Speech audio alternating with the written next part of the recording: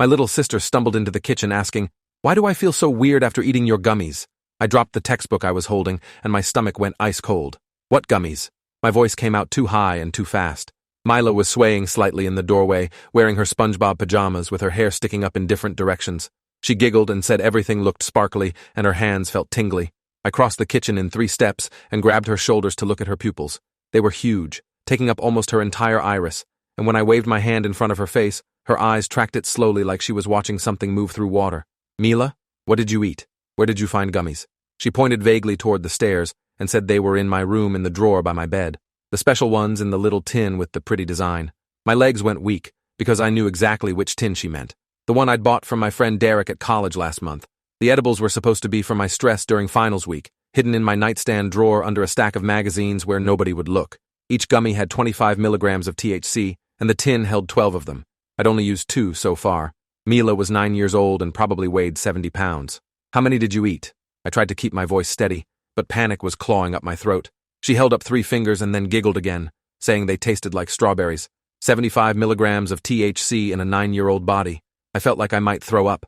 My parents were at my aunt's house 2 hours away for her birthday party and wouldn't be back until tomorrow afternoon. It was just me and Mila for the night, and I'd been so focused on studying for my chemistry final that I hadn't even heard her go upstairs. She must have been snooping in my room while I was in the living room with my notes spread across the coffee table. Mila stumbled forward, and I caught her before she could fall. Her skin felt clammy, and her breathing seemed too fast. She said the kitchen ceiling was moving in waves and asked if I saw it too. I guided her to a chair at the table and told her to sit down while I figured out what to do.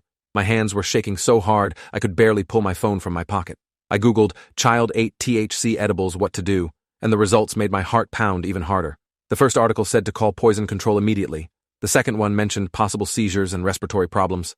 The third talked about emergency room visits and how THC affects developing brains differently than adults. I felt my chest getting tight like I couldn't breathe properly. Mila was my responsibility right now, and I'd failed her completely by leaving those gummies somewhere she could find them. My phone showed 6:47 p.m. on a Saturday night. I pulled up Poison Control's number with trembling fingers. The woman who answered had a calm, professional voice that made me feel slightly less panicked. I explained the situation as quietly as I could so Mila wouldn't hear how scared I was, telling her about the 3 gummies and the 25 milligrams each and Mila's age and weight. There was a pause where I heard typing. Then the woman asked how long ago Mila had eaten them. I checked with Mila and she said maybe during the cartoon that just ended, which would have been about 30 minutes ago. The poison control operator said we needed to get to an emergency room right away for monitoring. She said THC poisoning in children could cause serious complications including seizures, extreme confusion, and breathing problems. She asked if Mila was having trouble breathing or seemed confused beyond just acting silly. I looked at my little sister who was now staring at her hands like they were the most fascinating thing in the world and whispering about how many fingers she had. I told the operator Mila seemed really out of it but was breathing okay so far. The woman said that could change as more THC got absorbed into her system and we needed medical supervision for the next several hours at minimum. She stayed on the line while I grabbed my car keys and helped Mila stand up from the chair. Mila's legs were wobbly and she kept giggling, saying everything felt like a dream. I got her into her sneakers without bothering to tie them and wrapped a hoodie around her shoulders because she was shivering, even though the house was warm. The poison control operator told me which hospital to go to based on our address and said she'd call ahead to let them know we were coming. She emphasized I shouldn't drive if I wasn't safe to do so, and I assured her I was completely sober. The call ended, and I was alone with my severely intoxicated little sister and my own crushing guilt. I guided Mila to my car in the driveway, and she stumbled on the front steps, nearly falling before I caught her. Getting her into the passenger seat took forever because she couldn't coordinate her movements properly. She kept trying to climb in, but missing the seat entirely and laughing about it. I finally lifted her in and buckled her seatbelt while she played with the strap, fascinated by the texture.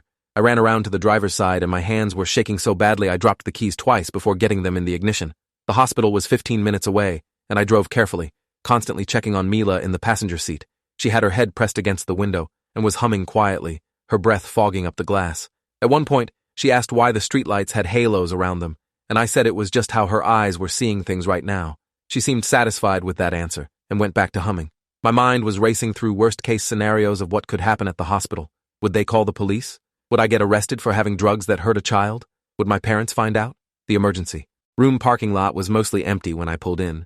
I parked as close to the entrance as possible and ran around to help Mila out of the car. She was having even more trouble walking now, her legs not quite working right, and I had to support most of her weight as we made our way through the automatic doors. The bright fluorescent lights inside made me squint. A nurse at the front desk looked up and immediately stood when she saw us.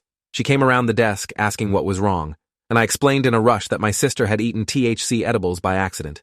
The nurse's expression got serious, and she called for someone to bring a wheelchair. Another nurse appeared with the wheelchair within seconds, and we got Mila settled into it. She was slumped to one side, her head lolling, and my panic spiked again. The first nurse started asking rapid-fire questions while typing on a computer. How old was Mila? How much THC? When did she eat them? Any allergies? Any other medical conditions? I answered everything as best I could while they wheeled Mila through double doors into the treatment area. A doctor appeared almost immediately. A young woman with dark hair pulled back in a ponytail and a stethoscope around her neck. She introduced herself as Dr. Amara Singh and immediately started examining Mila, checking her pupils and listening to her heart. Dr. Singh asked me the same questions the nurse had just asked, and I repeated all the information about the edibles. She asked if I knew what else was in them besides THC, like any other drugs, and I said no, just cannabis from a dispensary product my friend had gotten legally in another state. The doctor's jaw tightened slightly when I said that, but her focus stayed on Mila. She ordered blood work and IV fluids and said they'd need to monitor Mila closely for the next 6 to 8 hours. A nurse came over to start an IV, and Mila barely reacted when the needle went in, just made a small sound and tried to pull her arm away. Dr. Singh stepped back and looked at me directly for the first time. "Where are your parents?" Her tone wasn't accusatory, just factual, but I felt my face get hot with shame anyway. I explained they were out of town until tomorrow and I was supposed to be watching Mila. The doctor nodded and said she'd need to contact my parents right away because this was a serious medical situation involving a minor. She also mentioned that hospital policy required them to file a report with Child Protective Services anytime a minor was brought in for drug ingestion. My stomach dropped, and I felt tears starting to well up in my eyes. I tried to explain that this was completely my fault, that Mila just found them by accident, that I never meant for this to happen. Dr. Singh's expression softened slightly, and she said she understood it was an accident, but there were protocols they had to follow. She asked for my parents' phone numbers, and I gave them with shaking hands, dreading the conversation that was about to happen. The nurse wheeled Mila into a private room with monitors and machines surrounding the bed.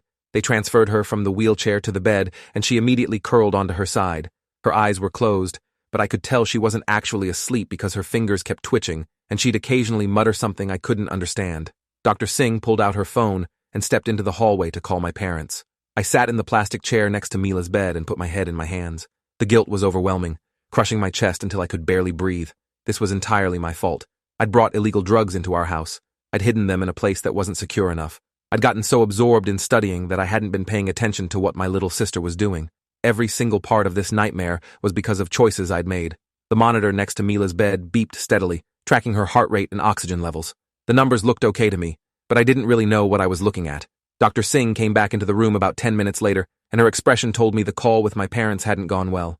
She said my father was furious, and my mother was crying, and they were leaving my aunt's house immediately to drive back. They'd be here in about 2 hours. The doctor also said she'd spoken with the hospital's social worker, and someone would be coming to talk to all of us about the situation. I nodded, and fresh tears started falling down my face. Dr. Singh's voice got gentler when she said that Mila's vital signs were stable so far, which was good news. The biggest risk now was if her condition deteriorated as more THC got absorbed, but they'd be watching her very closely. She said some kids who ingested high doses of THC ended up needing more intensive treatment if they had trouble breathing or became unresponsive, but hopefully, Mila would avoid those complications. The doctor left to check on other patients, and I was alone with my sister again. Mila's eyes opened slightly and she looked at me without really seeing me. "Everything's moving," she whispered, her voice small and scared. I grabbed her hand and squeezed it, telling her she was going to be okay, that the doctors were helping her, that I was right here. She squeezed back weakly and asked if she was in trouble. My heart broke completely, and I had to swallow hard before I could answer. I told her no, she wasn't in trouble at all, that this was my fault, not hers. She closed her eyes again, and a few tears leaked out from under her eyelids. I wiped them away with my thumb and kept holding her hand. The next hour dragged by with agonizing slowness. Nurses came in regularly to check Mila's vitals and adjust her IV. Dr. Singh returned twice to examine her and ask questions about how she was feeling.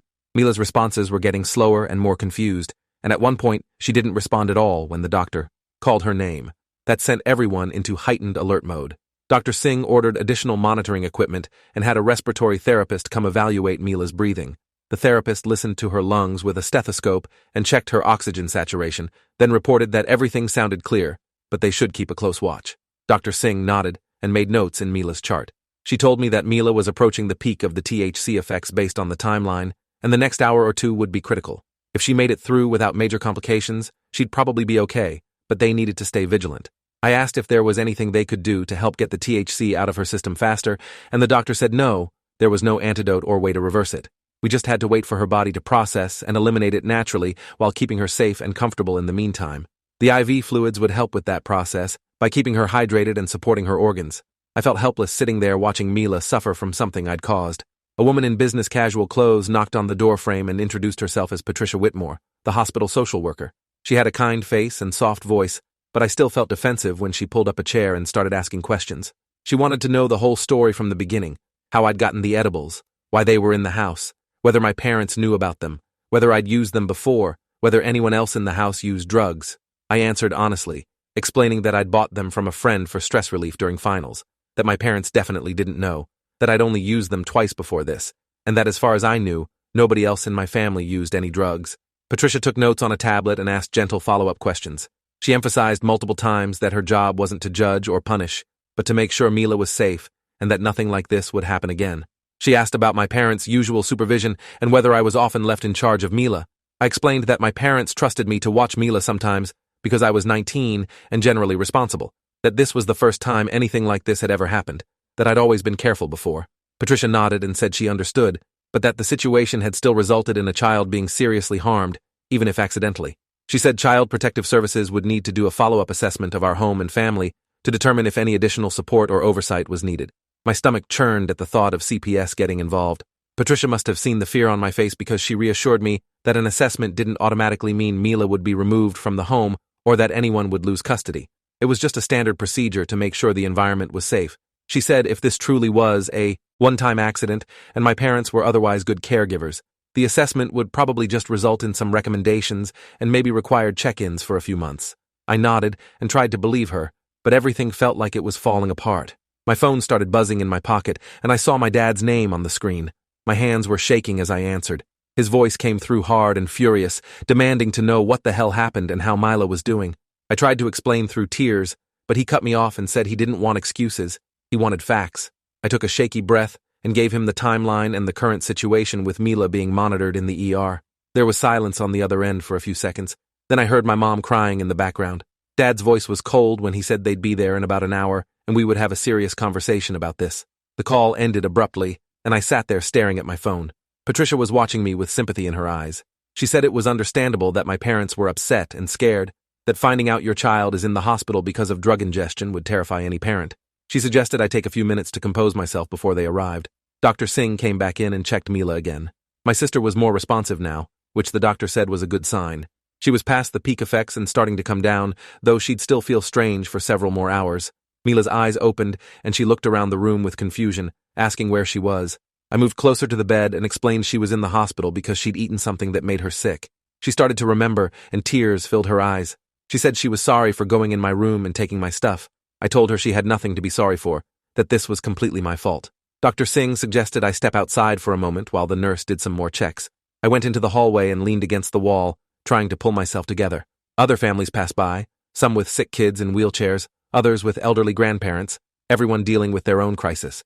I felt completely alone, even surrounded by people. My parents arrived exactly 1 hour and 12 minutes after Dad's phone call. I saw them coming down the hallway, and my dad's face was set in an expression I'd never seen before.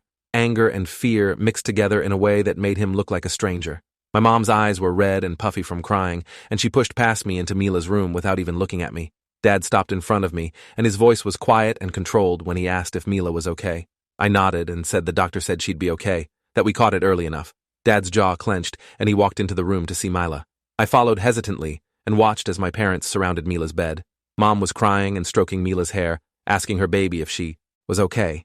Mila started crying too and said she felt weird and scared. Mom hugged her carefully around all the wires and tubes. Dr. Singh came in and introduced herself to my parents, then launched into a detailed explanation of Mila's condition and treatment. My parents listened without interrupting, though I could see my dad's hands were clenched into fists at his sides. The doctor explained about the THC levels and the monitoring protocols and the expected timeline for recovery.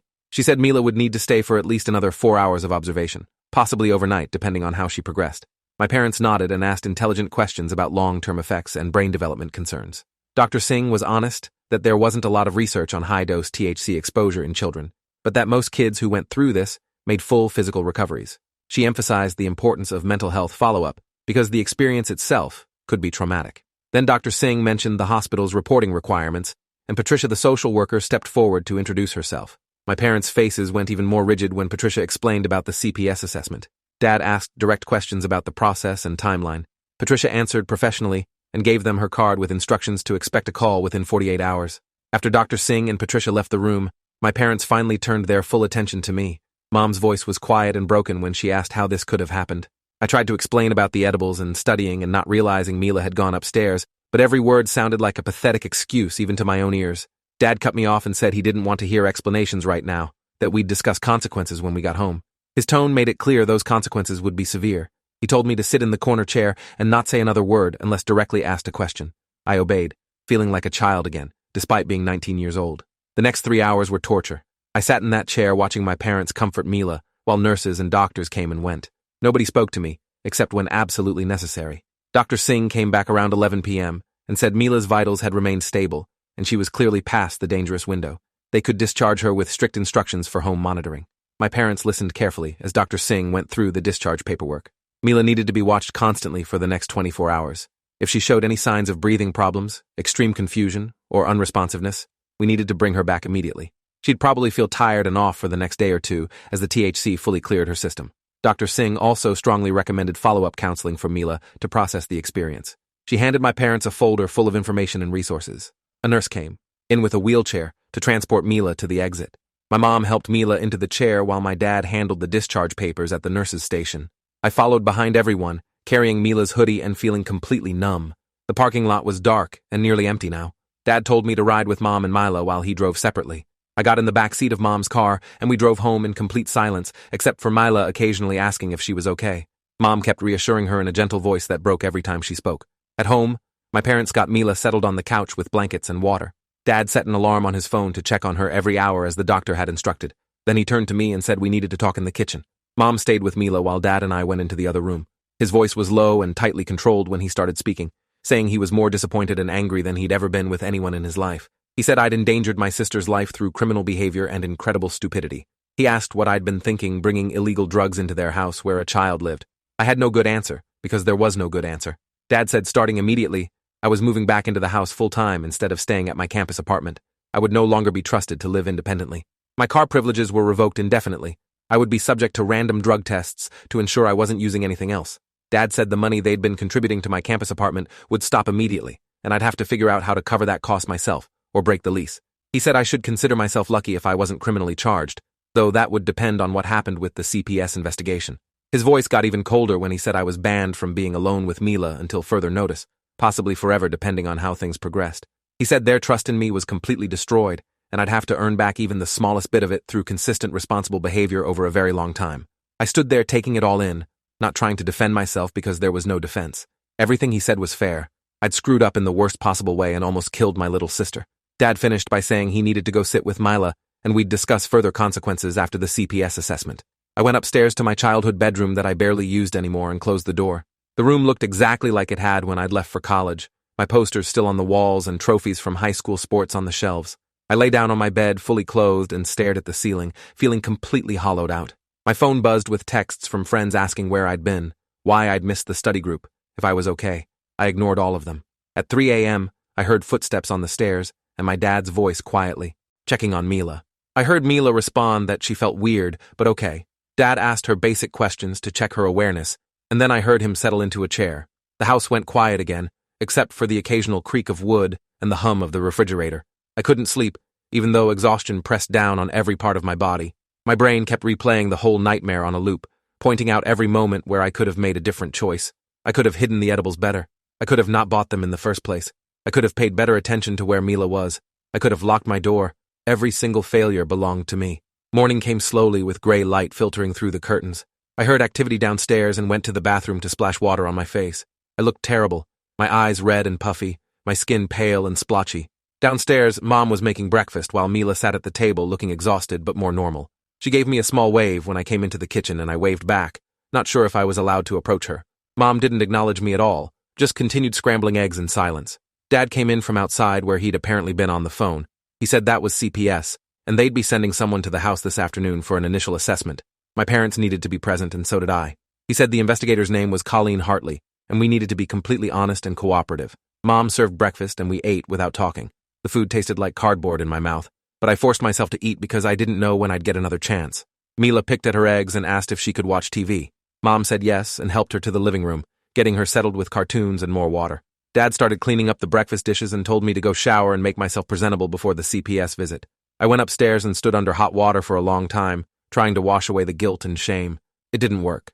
I put on clean clothes and tried to make my hair look decent, but there was only so much I could do about my face showing exactly how terrible I felt. The doorbell rang at exactly 2 p.m. I came downstairs to find a woman in her 50s with short gray hair and kind eyes, introducing herself as Colleen Hartley from Child Protective Services. She had a briefcase and clipboard and spoke in a professional but warm tone. My parents showed her into the living room where we all sat in uncomfortable silence. Colleen explained she needed to speak with each of us separately and together, inspect the house, and review Mila's medical records from last night. She started with my parents, asking them about the family dynamics and household rules. I sat in the kitchen while they talked, straining to hear but not catching much. After 30 minutes, Colleen asked to speak with me alone. My parents left the room and I sat across from the investigator, feeling like I was on trial. She asked me to walk her through everything that happened, from getting the edibles to ending up in the emergency room. I told her the whole story honestly, not trying to minimize my responsibility. Colleen took notes and asked clarifying questions. She wanted to know if I'd used THC products regularly, if I had other drugs in the house, if I'd ever given drugs to anyone else, if my parents had any knowledge of my activities. I answered everything truthfully. Then she asked to speak with Mila, and my mom brought my sister back into the living room. Colleen spoke gently with Mila, asking her what happened in age-appropriate language.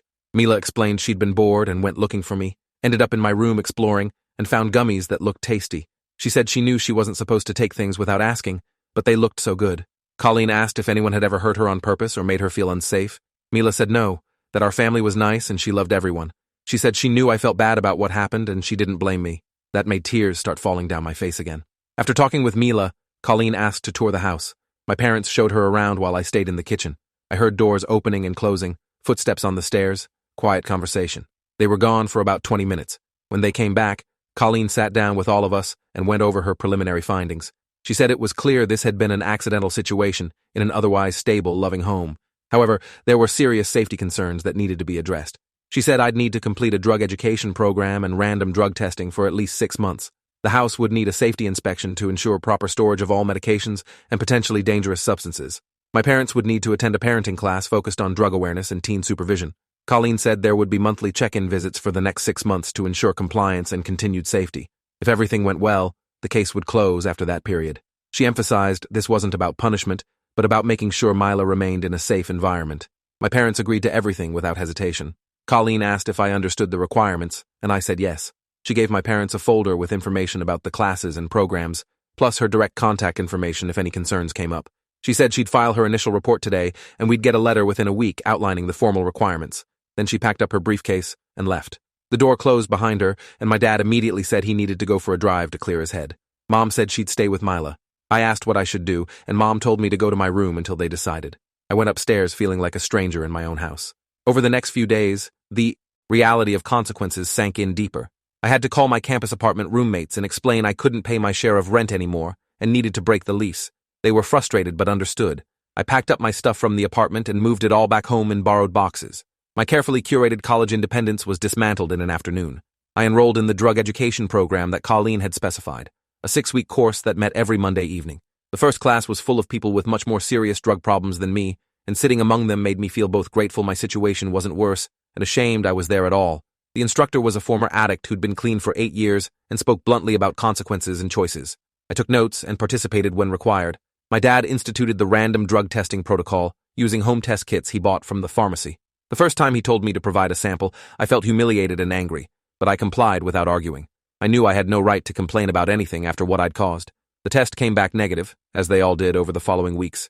School became complicated because I'd missed several days, including my chemistry final. My professor agreed to let me take a makeup exam, but was clear this was a one-time exception. I studied frantically and managed to pass, though not with the grade I'd hoped for. My other finals went poorly too because my focus was completely destroyed. The semester I'd worked so hard for ended with mediocre grades and a pervasive sense of failure. Mila seemed to recover physically within a few days, her energy returning to normal and the confusion clearing completely.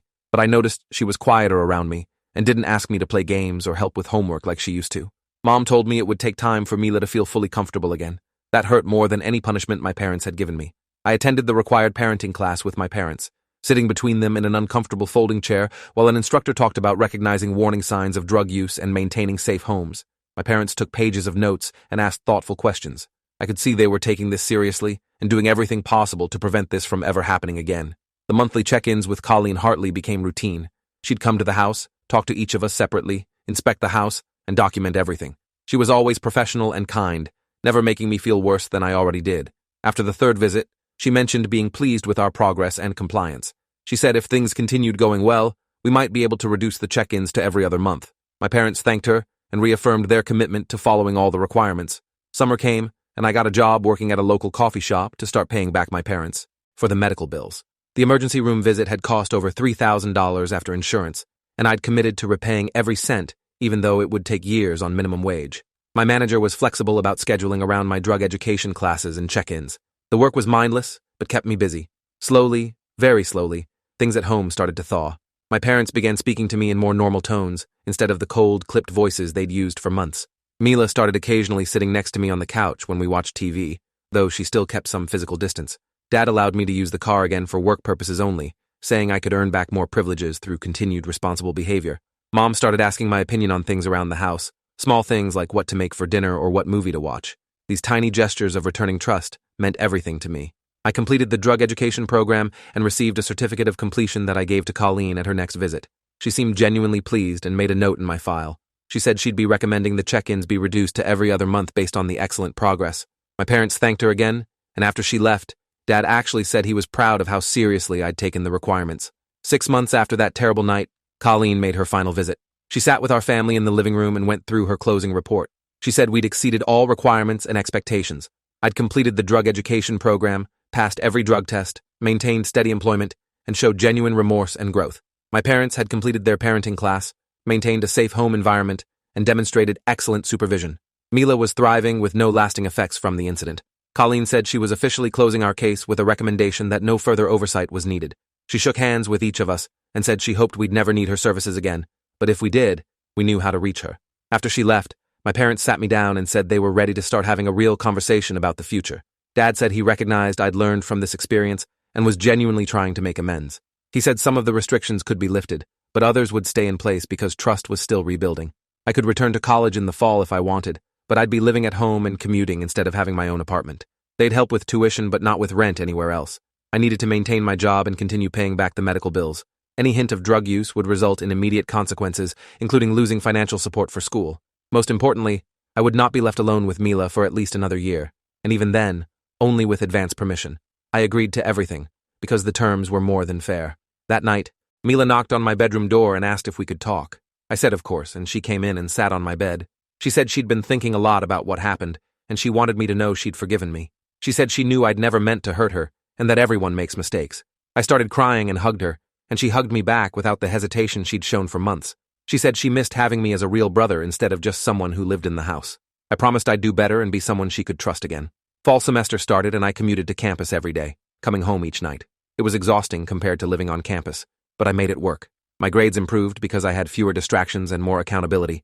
I joined a support group for young adults in recovery, even though my substance use had been minimal. The group helped me understand the broader patterns of poor choices and how to make better decisions. 1 year after the incident, on a random Wednesday evening, Dad asked me to come into the kitchen. I went with a familiar sense of dread, unsure what this conversation would be about. He told me to sit down and then said he'd been thinking about supervision and trust. He said he and Mom had discussed it, and they felt comfortable allowing me to watch Mila again with advance notice. I'd shown consistent responsibility for a full year, and they believed I'd learned from the experience. He emphasized this was conditional trust that could be revoked if any concerns arose. I thanked him seriously, understanding the weight of what he was offering. The next Saturday, my parents went to a movie and left me in charge of Mila for 3 hours. She wanted to make cookies, and we worked together in the kitchen, measuring ingredients and mixing dough. At one point, she asked me to grab the vanilla from the cabinet, and I noticed my hand was shaking.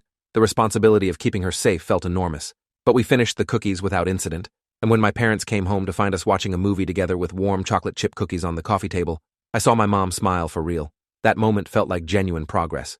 2 years after the incident, I had a serious conversation with my friend Derek, who'd originally gotten me the edibles.